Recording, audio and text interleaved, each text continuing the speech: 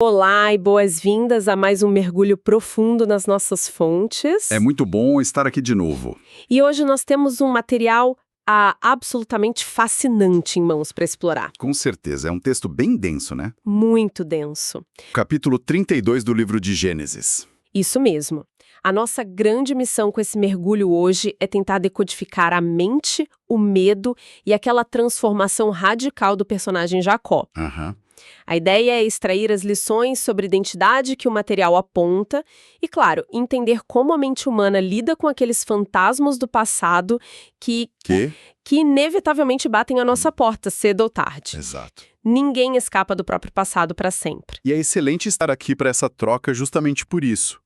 Esse texto, as notas deixam bem claro que ele não é apenas um relato histórico distante. Não mesmo. Ele funciona como um estudo de caso brilhante sobre a condição humana. Ele mapeia, com uma precisão quase assustadora, a anatomia de uma crise de identidade. É fascinante. Eu fiquei muito impressionada com a forma como a fonte aborda isso. É porque o que temos aqui é o retrato de alguém que passou a vida inteira operando na base da astúcia, na fuga, na manipulação. E que, de repente, se vê encurralado por uma conta que finalmente venceu. Certo, vamos entender isso por partes, então. Vamos lá. Para quem já acompanha análises desse tipo de literatura, a bagagem de Jacó não é exatamente uma novidade. Todo mundo sabe que ele roubou a bênção do irmão, Esaú, e fugiu para salvar a própria pele. Passou a perna no irmão e sumiu. Exatamente. E o recorte do material de hoje pega exatamente o momento do retorno. Jacó está voltando para casa décadas depois, e o detalhe impressionante que as notas destacam é logo a abertura dessa jornada de volta. É uma abertura de tirar o fôlego. Sim, porque ele tem um encontro literal com anjos, ele até dá ao lugar o nome de Maanaim, que significa 2 acampamentos. Um acampamento humano e um celestial. Isso, ele reconhece ali uma retaguarda celestial gigantesca, mas a tranquilidade dura muito pouco, né? Dura pouquíssimo. O que mais pega aqui, logo de cara, e o material foca muito nisso, é a dissonância cognitiva de Jacó. Como assim? É que estabelece um contraste brutal. Jacó tem essa experiência transcendental, ele vê com os próprios olhos que existe um exército invisível ao lado dele, mas no instante seguinte, quando ele recebe um relatório logístico de que Esaú está vindo ao encontro dele com 400 homens, A ficha cai de um jeito terrível. cai pesadíssimo. A percepção espiritual dele simplesmente evapora diante da ameaça física. É um pânico que cega completamente a razão. Ele ouve a frase 400 homens e aquele exército de anjos de 2 minutos atrás simplesmente some da mente dele. Desaparece. O material frisa muito essa ironia e a reação dele é o que torna a história tão humana e tão próxima de nós. Sem dúvida. Porque Jacó não senta no chão, cruza as pernas e diz algo como, bom, os anjos estão aí, vai dar tudo certo. Quem dera, né? Pois é, ele entra em um modo frenético de gerenciamento de crise. A primeira atitude dele é dividir o acampamento, ele pega as pessoas, os animais e divide tudo em 2 grupos. Uma estratégia de mitigação de danos. Exato. É a clássica matemática do desespero. Ele pensa, se um grupo for atacado e destruído, o outro pelo menos escapa. Lendo essa parte das notas, parece até um investidor diversificando a carteira para não perder todo o capital numa quebra da bolsa. É uma ótima analogia para o mundo corporativo ou financeiro. Mas as notas do nosso estudo sugerem que, nesse contexto, o buraco é bem mais embaixo. Como assim mais embaixo? O investidor faz a diversificação por uma prudência calculada, racional. No caso de Jacó, essa divisão é motivada por puro pânico existencial. É uma reação de medo cru. Sim, e por uma desconexão imediata com a fé que ele acabou de experimentar lá em Maanim. O que essa atitude revela, na verdade, é a dificuldade crônica do ser humano em abrir mão do controle. Nossa, isso é muito verdade. Jacó é, por natureza, um estrategista. O próprio nome dele já carrega essa marca de usurpador, daquele que dá um jeito, que articula as coisas nos bastidores. Ele passou a vida inteira acreditando que a própria inteligência seria o maior escudo dele. Perfeito. Ele sempre foi o cara mais esperto da sala. E de repente esse escudo racha. Porque quando a ameaça é de aniquilação total, com um exército de 400 homens marchando na sua direção, Não há plano de contingência logístico que acalme a mente. Não há planilha que resolva. Nenhuma. E é nesse ponto de desespero que a pesquisa nota uma virada de chave muito, muito interessante. Jacó percebe que a estratégia puramente humana não vai salvá-lo dessa vez, e ele recorre à vulnerabilidade. Ele vai orar. Ele faz uma oração. E o que chama atenção nas notas é que não é uma oração formal, daquelas decoradas. É um grito de humildade absurda. É um momento de quebra. Sim, ele admite que, quando cruzou aquele mesmo rio anos atrás, ele tinha apenas um cajado na mão. E agora ele tem 2 caravanas imensas. Ele reconhece que não é o arquiteto solitário do próprio sucesso. E esse momento de reconhecimento é um marco gigantesco na desconstrução do ego desse personagem. Totalmente. Pela primeira vez na narrativa de vida dele, a gente vê as defesas caírem por terra. Ele para de fingir que tem tudo sob o controle, ele confessa abertamente o terror, o pavor de ver mães e crianças sendo massacradas pelo irmão. É uma confissão de impotência. Do ponto de vista psicológico, é um passo imenso. Admitir que o próprio intelecto e toda aquela riqueza que ele acumulou são completamente inúteis diante de um acerto de contas definitivo com o passado. Mas a mente do estrategista nunca desliga totalmente, né? A gente vê que ele ora, ele chora, se humilha. E logo depois já volta para a prancheta de planejamento. Exatamente. Ele prepara um plano tático colossal com os rebanhos. O comentário do podcast foca bastante nessa tática de envio parcelado de presentes. Ah, a tática das ondas. Isso é genial. É muito engenhoso. Não é sobre o rebanho em si, sabe? Sobre quantas cabras ou quantos camelos ele separou, mas sobre a tentativa desesperada de comprar a paz em prestações.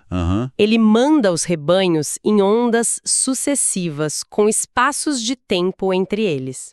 O que essa fragmentação toda nos diz sobre o estado mental de Jacó naquele exato momento? Uma perspectiva muito fascinante que surgiu nessas anotações é o brilhantismo psicológico dessa tática. Jacó entende muito bem como a raiva humana funciona. Ele sabia que o irmão era impulsivo. Sim. Se ele mandasse tudo de uma vez só, Esaú poderia receber o presente gigante, ter um momento de surpresa. Mas a fúria e o ressentimento de décadas poderiam retornar logo em seguida. O impacto seria pontual. Exato. Ao criar espaços de tempo entre as caravanas, Jacó tenta criar uma exaustão emocional no irmão. É como se fosse uma anestesia progressiva. Nossa, uma anestesia progressiva faz todo sentido. Pense bem, cada vez que a raiva de Esaú ameaça reacender no caminho, chega um novo servo com uma nova fortuna enorme, dizendo, é um presente do seu servo Jacó. É uma forma de bombardear o oponente com gentileza forçada. Ele está usando a submissão verbal extrema, chamando a si mesmo de servo e o irmão de senhor, somada a esse choque material para tentar desarmar uma bomba relógio. Ele está literalmente tentando terceirizar a resolução do conflito, né? Mandando os bens na frente para não ter que lidar com o impacto inicial do encontro cara a cara. É o velho hábito de se esconder atrás das coisas. Mas aí chegamos a um ponto geográfico e narrativo crucial: o Val do Rio Jaboque. E a atmosfera da história sofre uma mudança drástica, quase que assustadora mesmo. É onde tudo muda. No meio da noite, o texto diz que Jacó pega tudo que restou. Suas esposas, seus filhos, tudo que ele ama no mundo, e os faz atravessar o rio.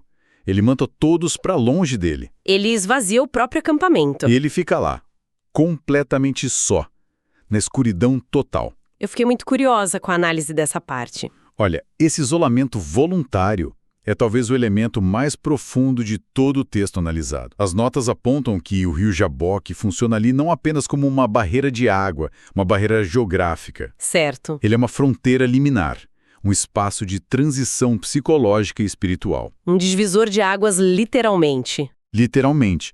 Depois de esgotar todas as táticas possíveis no mundo material, sabe? As dispersões, os subornos, milionários, a postura ensaiada de submissão. Depois de tudo isso, Jacó atinge um limite interno. A parede no fim do túnel. Ao enviar a família e os bens para o outro lado, na calada da noite, ele promove um esvaziamento de si mesmo.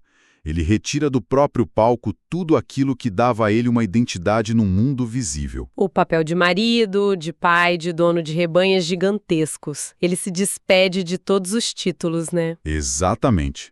Ele fica só com o núcleo dele. Ele percebe, talvez por intuição ou talvez por puro e simples esgotamento mental, que o embate do dia seguinte com Esaú é apenas um sintoma. Um sintoma do quê? A doença real, o conflito primário, está dentro dele mesmo. Aquele medo constante, aquela necessidade de controlar tudo, e as notas de estudo apontam brilhantemente para isso. Pode falar. Certas batalhas, especialmente aquelas que definem o nosso núcleo de identidade, elas só podem ser lutadas em isolamento absoluto. Uau! Sem plateia, sem distrações do dia a dia, sem ninguém para nos proteger das nossas próprias sombras. E é aqui que a coisa fica realmente interessante, para não dizer intensa. Jacó está lá, vulnerável, no escuro, ouvindo apenas o barulho da água do rio correndo, e sem nenhum aviso prévio, um homem misterioso surge e começa a lutar corpo a corpo com ele. E não é uma briguinha rápida. Não, de jeito nenhum. A narrativa diz que eles rolam no chão, lutando intensamente a noite inteira até o amanhecer. É uma cena visceral, cheia de suor, poeira, músculos esticados e exaustão extrema. É, sem dúvida alguma, o clímax mais enigmático de toda essa literatura antiga.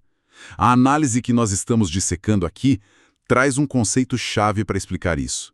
É a ideia de uma teofania. A teofania, para quem talvez não esteja familiarizado com esse jargão teológico, o que exatamente isso significa na prática dessa cena no escuro? Uma teofania é basicamente uma manifestação visível do próprio divino. Ou seja, a interpretação central das notas é que o próprio Deus assume uma forma humana e desce para entrar no ringue com o Jacó. Entrar no ringue é uma imagem muito forte. Isso levanta uma questão formidável sobre a dinâmica da força nessa luta. Pense bem, um ser supremo, onipotente, poderia ter aniquilado ou imobilizado Jacó em uma fração de milésimo de segundo. Com um sopro, né? Sim, mas o texto diz de forma muito curiosa que o homem viu que não poderia dominar Jacó. E, obviamente, isso não é uma limitação real do poder divino. Obviamente não. O material ressalta que isso é uma contenção intencional. Lógico, e não destrutivo. Lendo isso, me lembrou muito a imagem de um pai lutando de brincadeira com o filho no tapete da sala. É um paralelo perfeito. O pai tem força para acabar com a brincadeira em um segundo. Ele pode simplesmente segurar a criança com uma mão só. Mas ele restringe a própria força para permitir que o filho lute, que ele resista, que ele sue. Para que a criança desenvolva os próprios músculos e a própria resiliência. Exato. A luta não tem o objetivo de esmagar o oponente, mas de forjar alguma coisa nele durante todo aquele processo exaustivo. Deus permite e sustenta o combate a noite toda porque Jacó precisava, e precisava desesperadamente daquela luta física. Por que física? Porque se a gente olhar para o histórico dele, a vida inteira de Jacó foi um longo exercício de fugas. Ele lutou sim, mas sempre de forma indireta. Ah, manipulando as pessoas. Isso. Enganando o pai que era cego, fugindo de madrugada da casa do sogro sem avisar, manipulando a genética dos rebanhos, ele nunca enfrentou absolutamente nada de frente. Sempre saindo pela porta dos fundos. Exato. E naquela noite, ali às margens do Jaboque, ele é forçado a um confronto direto, brutal, frente a frente, de onde não existem rotas de fuga. A água de um lado e o oponente do outro. Aquele homem misterioso está desconstruindo a covardia estrutural de Jacó através da pura exaustão física. E essa desconstrução atinge o ápice de forma literal e dolorosa, né? A certa altura da madrugada, o homem misterioso simplesmente toca na articulação da coxa de Jacó e o músculo se desloca. Um toque que muda tudo. Sim, porque a gente tem que lembrar da anatomia básica aqui. A articulação do quadril, da coxa, é a área de maior sustentação e força do corpo humano. Deslocar o quadril no meio de uma luta significa a perda instantânea de qualquer estabilidade. Você cai. Não tem como ficar em pé. Jacó perde a base inteira. E a reação dele diante dessa agonia lancinante é justamente o que vira o jogo da história. É o grande momento dele. Mesmo mancando, desmoronando de dor no chão, ele se agarra ao oponente com o que resta de força e diz aquela frase famosa: "Não te deixarei ir, a não ser que me abençoes." É como se a dor fizesse ele finalmente entender contra quem ele estava lutando. E aquele toque na coxa, segundo as nossas fontes, é o desmantelamento final da autossuficiência de Jacó. A ferramenta de fuga dele foi quebrada. Isso. O corpo dele, que sempre foi ágil para correr dos problemas, agora está quebrado. Mas o paradoxo maravilhoso que as notas destacam é que no exato momento em que ele é fisicamente incapacitado, ele atinge o seu pico de força espiritual. Que ironia fascinante. A fraqueza física gerando a força interna. Ele se agarra ao divino não com a arrogância de quem exige um direito por ser esperto, mas com o desespero absoluto de quem não tem mais absolutamente nada além daquela bênção. É uma persistência que nasce da fratura. E o mais intrigante é que o ser misterioso não responde com uma bênção imediata. Ele não diz simplesmente: "Ah, tudo bem, você ganhou, está abençoado." Seria muito fácil. Seria? Em vez disso, ele responde com uma pergunta que corta como uma faca naquela escuridão. Ele pergunta qual é o seu nome. Uma pergunta pesadíssima. E a gente sabe bem que, no contexto do mundo antigo, o nome não é apenas uma etiqueta ou um crachá de identificação para chamar para jantar. O nome carrega o destino, a essência, a reputação inteira da pessoa, não é? Absolutamente. E o nome Jacó, culturalmente ali, carrega um estigma pesadíssimo. Significa usurpador, enganador, aquele que passa a perna. É um atestado de antecedentes criminais no próprio nome. Exato. Então, quando o divino pergunta o nome dele, não é um pedido de informação. Deus não esqueceu o nome de Jacó. Claro que não. É uma exigência de confissão. Para receber a bênção autêntica que ele tanto queria, Jacó precisa verbalizar a própria sombra. Nossa, verbalizar a própria sombra. Ali na margem do rio, exausto, machucado, respirando com dificuldade, ele tem que abrir a boca e admitir a verdade. Eu sou Jacó. Eu sou o enganador.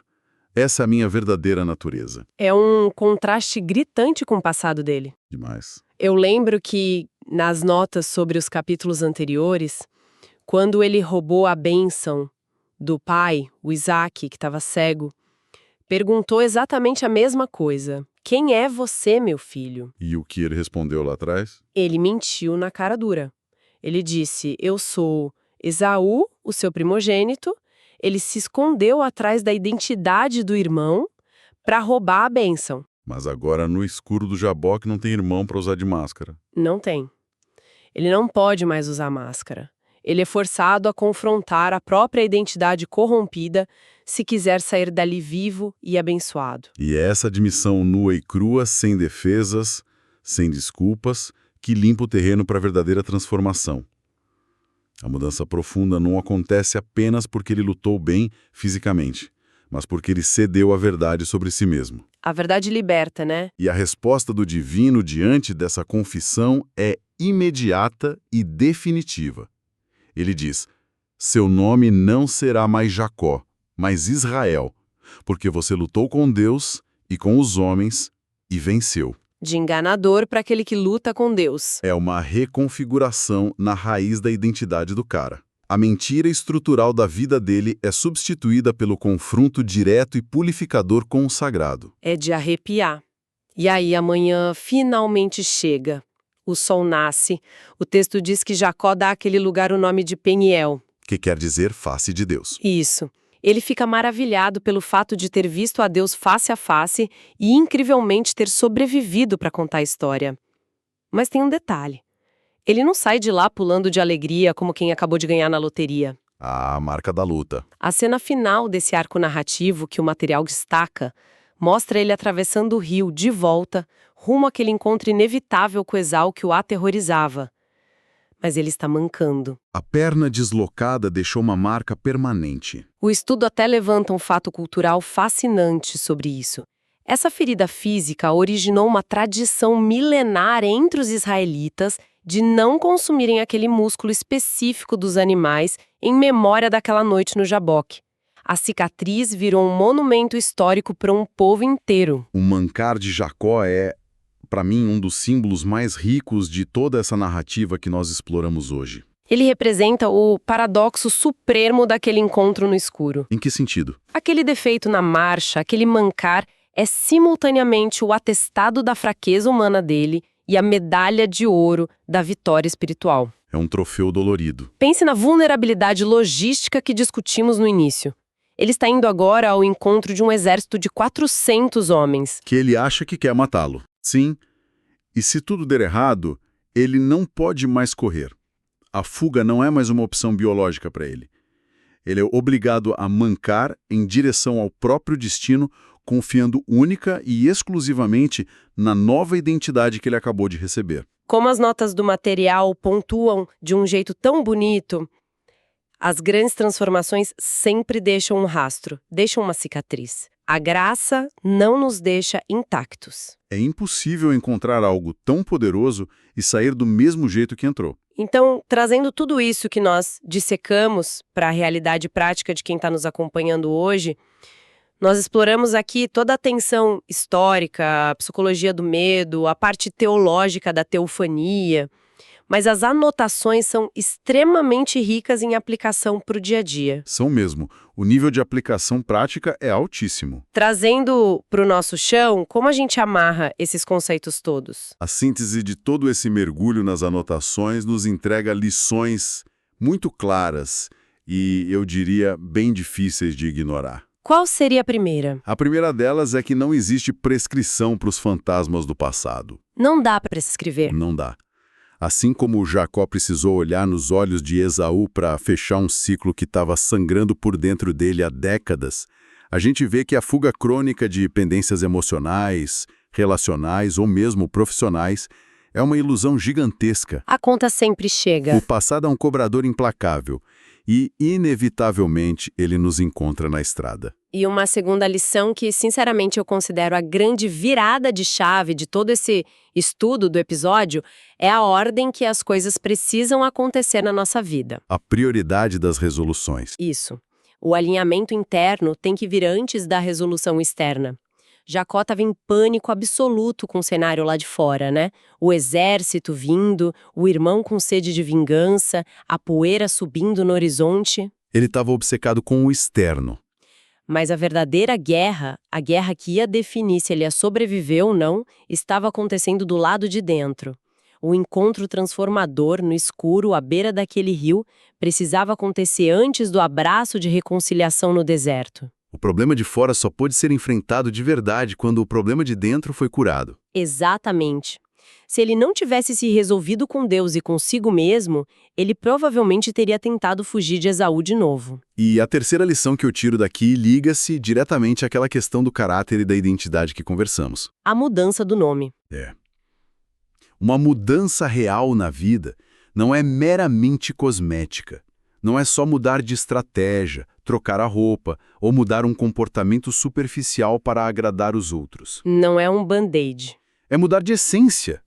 Jacó não recebeu daquele ser misterioso apenas um bom conselho de coaching sobre como lidar com a raiva do irmão. Risos. É verdade. Ele não recebeu 10 passos para acalmar um familiar. Não. Ele recebeu um novo nome. Uma nova fundação para a própria vida. E, finalmente, aprendemos com as notas que ter um encontro profundo com a verdade custa muito caro. Custa um quadril deslocado. Custa. A bênção exigiu de Jacó a agilidade dele, o conforto dele e principalmente a arrogância dele. Ele perdeu a autossuficiência de um fugitivo esperto e ganhou a dependência humilde de um homem que finalmente descobriu o próprio propósito. É uma mudança de paradigma espetacular. O que fica muito claro para mim, lendo e debatendo esse material, é que aquelas lutas imensas, sabe? As noites escuras que surgem nas trajetórias humanas nem sempre vêm para trazer destruição. É muito fácil achar que é o fim do mundo. Sim, mas às vezes o único propósito de sermos encurralados pela vida, despojados de todas as nossas seguranças materiais e obrigados a lutar até o limite das nossas forças, é arrancar a nossa velha identidade. Para que a nova possa nascer. É nos tirar desse eterno modo de sobrevivência de curto prazo e forjar algo inquebrável por dentro, algo que o mundo lá fora não pode destruir. Essa é a grande distinção, né, apontada pelo estudo. A diferença entre passar a vida inteira apenas gerenciando o caos ao redor de forma superficial e permitir que esse mesmo caos seja um instrumento de uma transformação pessoal profunda. Fantástico! É uma visão muito madura sobre a crise e isso nos deixa com um pensamento final muito forte para esse episódio. Uma daquelas ideias para levar para o travesseiro. Exatamente, para ficar martelando na cabeça depois que nosso mergulho acabar. Pense nisso. Se Jacó não tivesse chegado ao fundo do poço do próprio medo e desespero, se ele não tivesse esgotado todas as suas táticas brilhantes e os pacotes milionários de apaziguamento, se ele não tivesse sido deixado completamente sozinho na escuridão fria do rio Jaboque... A pergunta é se ele teria mudado.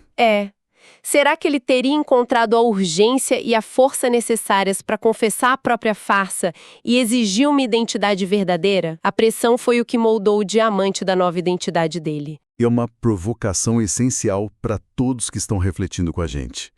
Porque a tendência natural do ser humano, a nossa configuração de fábrica, é fugir da escuridão.